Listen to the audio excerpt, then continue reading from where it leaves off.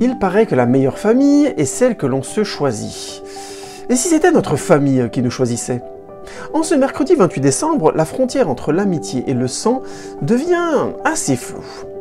Les Banshees d'Inisherin de Martin McDonagh. En voilà un que l'on ne peut plus rater. Aussi discret qu'un Irlandais, le style du réalisateur est immanquable.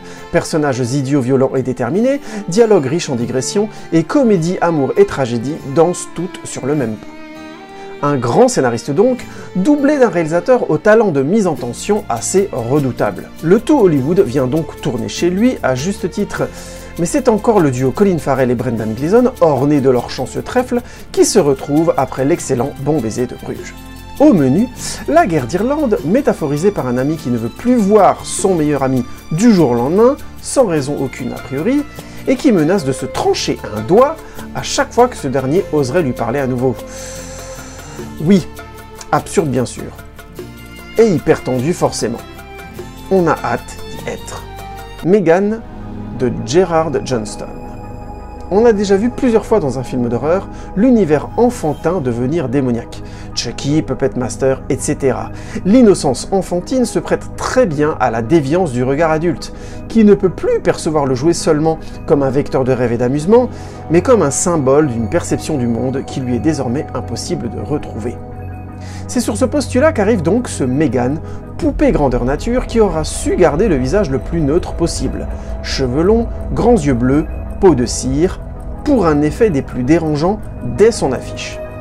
Espérons que le film dépassera les effets de sa bande-annonce et de sa poupée à la gestuelle trop humaine et déjà plus du tout robotique, pour approfondir la question sous-jacente de son trailer, cet ami qui nous protège à tout prix, est-il réellement un monstre?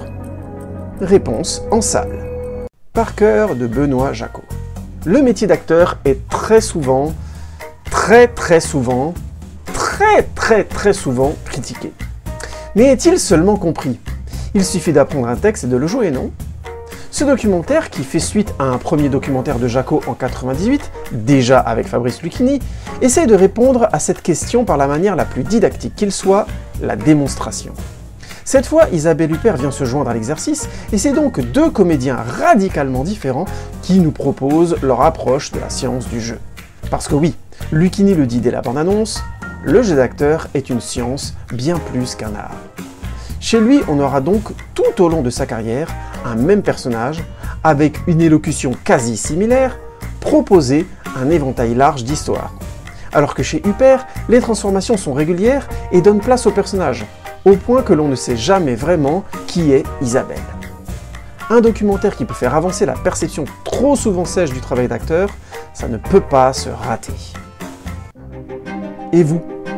Qui sera votre famille cette semaine?